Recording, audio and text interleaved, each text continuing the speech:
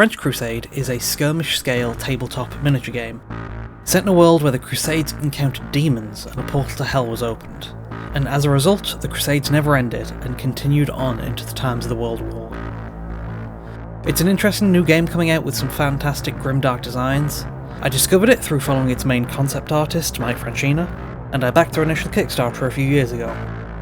The minis I got from that recently arrived, and I figure it's worth explaining how I painted them, as it covers a lot of interesting techniques and paint recipes that I find very useful to know. For my Kickstarter pledge, I got 2 Communicants, a Combat Medic, a Trench Pilgrim, an Observer, and a Witchburner.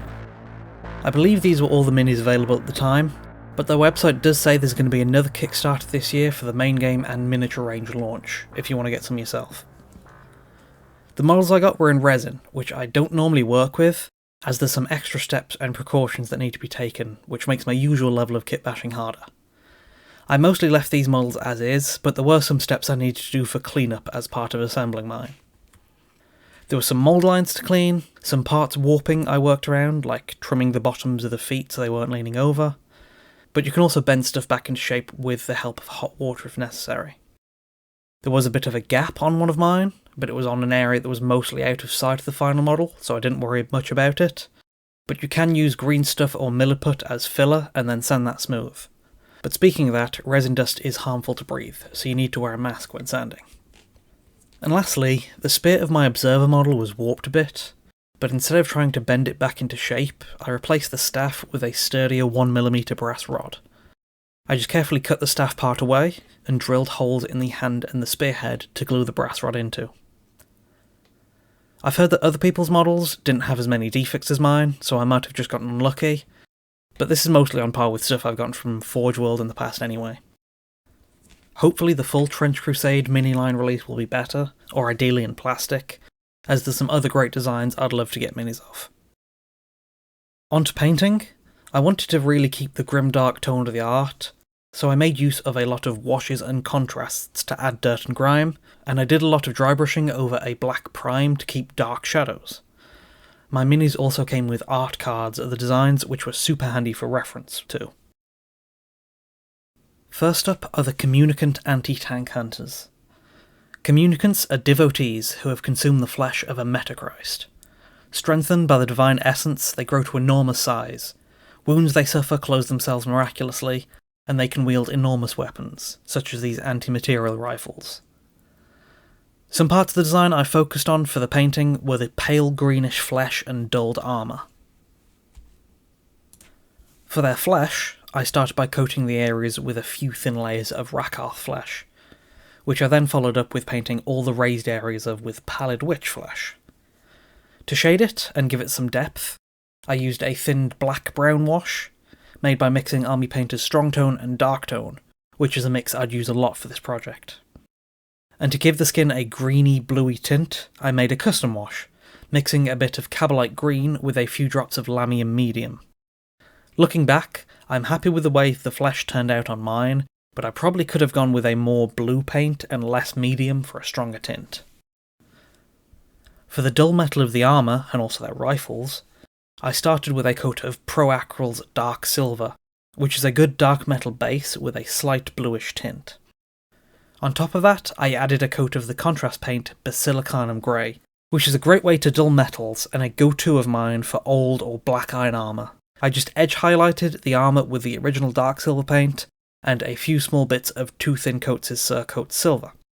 And the other few parts of the model were just Dryad Bark, highlighted with Mournfang Brown for the wooden part of the rifle, and Runelord Brass for the bullets in the ammo belt. To accompany the Communicants, there's the Ammo Monk, which was pretty simple to paint, the main focus of it being the cloak and golden details. I used a similar technique to what I do for my Black Templar's armour, building up some depth on the black by increasingly lightly dry brushing lighter blacks and greys. On top of the black prime, there's a heavy dry brush of Corvus Black, followed by a lighter dry brush of Eshin Grey, and finally a very light dry brush of Dawnstone, the last two also being used for edge highlighting. And the gold, both for the chest ornament and the trim on the edge of the cloak, was Runelord Brass, which is a bit duller than other gold paints. But when using gold paints on mostly dark models, the colour in it becomes way more noticeable, so a brighter gold would appear more orange. This was shaded with a brown wash and just highlighted with the original Runelord brass paint again. The other parts for the monk were just some details of the gas mask and the ammo magazine he's holding, which was the same dark silver and grey contrast used for the Communicants rifles. Next up is the Witch Burner, also kind of simple, being mostly red, but I wanted to get the two different versions of it right, the red robes and the red armour.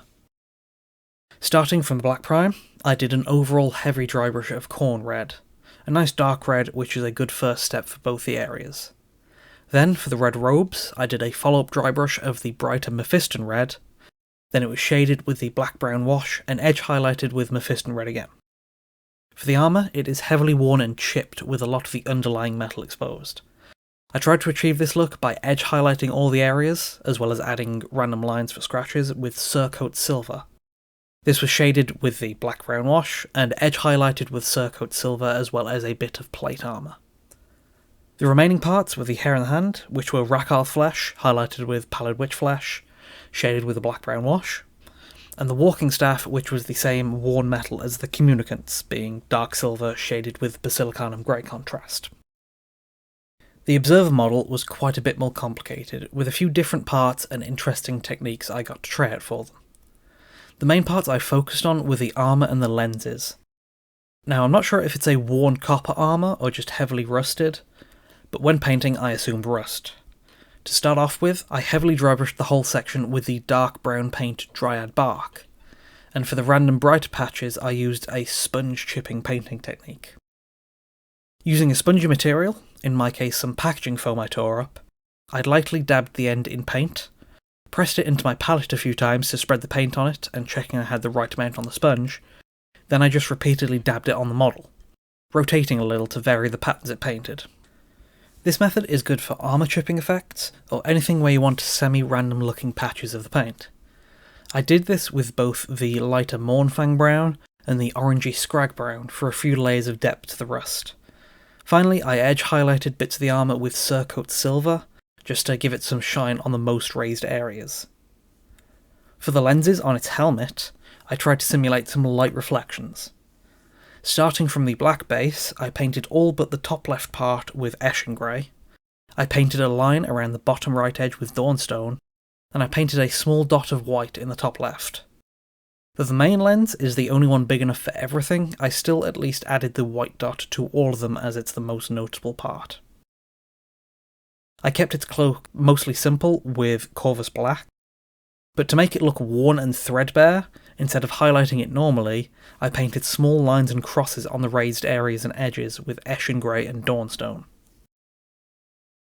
For the rest, the chainmail was just painted with Surcoat Silver, its shoulder shield was painted with Corn Red, and for the symbols on it I used Runelord brass.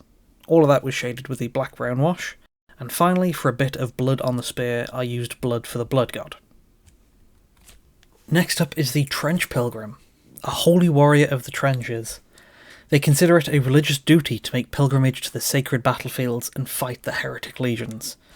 This one was a little complicated to paint due to the many different materials, and my focus here was on the rusted dark metal armour and the worn fabrics. Starting from the Black Prime, I dry brushed on Eshin Grey, and then a bit of Dawnstone for the cape and tabard, which I did follow up with more of the small line and cross pattern highlighting with the same paints to try and make it look a bit more worn. The metal parts, such as the armour, rifle and smaller ornaments, were painted with dark silver and given a coat of Basilicanum grey, similar to the Communicants' armour, but to rust the Pilgrim's armour, with a method a bit easier than the Observer, I used heavily thinned down brown paints. Starting off with Mournfang brown, I thinned it down enough to use it like a wash, and applied it over a lot of the armour.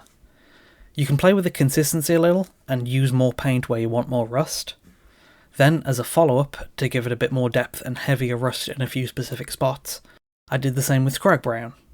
Finally, to return a bit of shine to certain raised areas, the armour was edge highlighted with Surcoat Silver. For the underlayer of clothing, I used a few thin coats of Storm Vermin fur, shaded with the black-brown wash, then highlighted with more line patterns of Rakarth flesh. Rakarth flesh was also used for the exposed skin of the hands and legs, And for the wood of the rifle and leather pouches I used Dryad Bark with the highlight of Mournfang Brown, all shaded with the black-brown wash again. And the last model is the Combat Medic, a member of the Sisters of St. Cosmas, highly trained elite medical corps specialising in battlefield first aid and surgeries on the front lines of the Great War. The Sisters take a modified Hippocratic oath that compels them to help any wounded soldiers of the faith, no matter how dire the circumstances, as well as dispatching heretics and other enemies they find on the battlefield, without pity or mercy. Carrying a combat surgical knife, medical kits, and a plethora of battlefield drugs, they are as equally adept at saving lives as taking them. Painting this model was quite a bit different, as it's mostly white, and my focus was the white robes that almost form a gradient, being increasingly dirtied and blooded on the lower half. I started from a spray can prime of white scar, which I gave some depth to by going over it with Apothecary White, using it almost straight from the pot on the bottom half, but thinning it more on the upper parts of the model. I did the same type of thinning more the higher I go with a black-brown wash. Then I did a second black-brown wash, just focused on the bottom of the legs, but I applied it in spots and stippled it to try and replicate the stains of the art. And finally, I highlighted the white, mostly just around the upper parts, using Proacryl's Bold Titanium White. The metal parts were brighter than the other models, so I started with Surcoat Silver, shaded it with the black-brown wash, and highlighted it with plate armour and a bit of Mithril Blade. For the leather straps and medical kit, I used Dryad Bark, which can be thinned and used almost like a contrast paint when going over a brighter base, like in this case. And then I used Corn Red for the shoulder pieces and inside of the hood, which I highlighted with Mephiston Red. For the bloodstains, mostly on the weapon, hands and front of the waist, I used the technical paint Blood for the Blood God. But for the waist and around the hands specifically, I stippled it to get a bit of a splatter stain effect to accurately paint those areas. But it could also be flicked from a rougher bristled paintbrush, or even a toothbrush, for a more random blood splatter effect.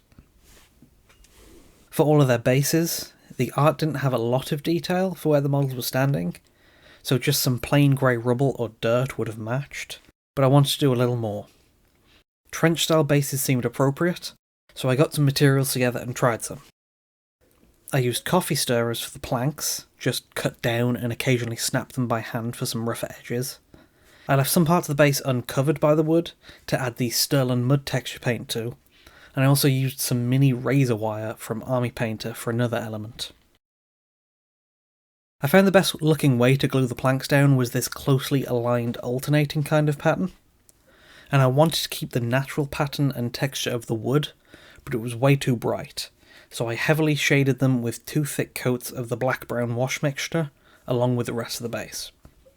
I had some extra room to do stuff with on the bigger bases of the Communicants, so for one I used sprue pieces as sticks to hold up some wire that I curled around a small paintbrush handle, and for the other Communicants base I made a destroyed trench wall with planks on one side and corkboard as just a bit of filler that I later applied Sterling Mud over.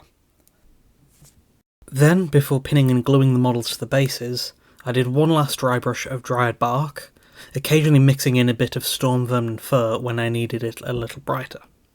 This was done on the base, but also mainly on the feet and bottom cloak edges of the models, just to tie them all together and muddy them up one last time. And the final step for the bases, which I do for pretty much all of mine, is painting the edges. I use Vallejo's Model Colour Black, this one in particular because it's matte, so as well as covering any mistakes, it's dark and dull, ensuring that the focus will be on the model itself.